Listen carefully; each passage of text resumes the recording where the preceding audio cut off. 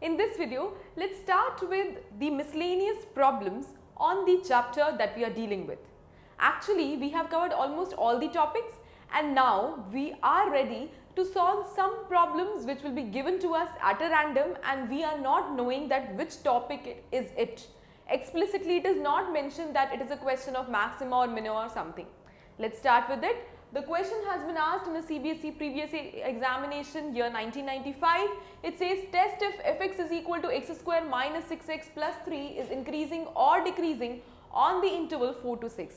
That means it is asking us to check, to test whether the given function is increasing or decreasing. So this is a question of the topic increasing or decreasing functions. Definitely you know how to solve it. Let's start with the solution. So the solution would go something like, we would be given this function, so we are supposed to find the derivative. So it is 2x minus 6, or in short it is 2 common x minus 3, because first derivative has to be found out. Now for increasing or decreasing, technically we used to do a lot of stuff, but here you have to check for this interval only, not for all real numbers. So 4 to 6 is the given interval. Now in 4 to 6, that means what? That means x is always greater than the critical point 3. When you put f dash x equal to 0, you would be getting x is equal to 3.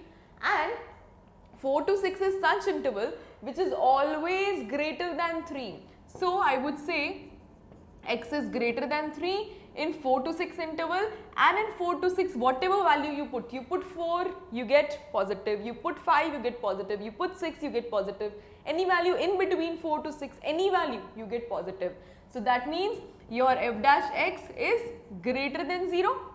So my fx is what kind of a function? My fx is increasing, mind it my dear friends, increasing on 4 to 6, and that is the answer.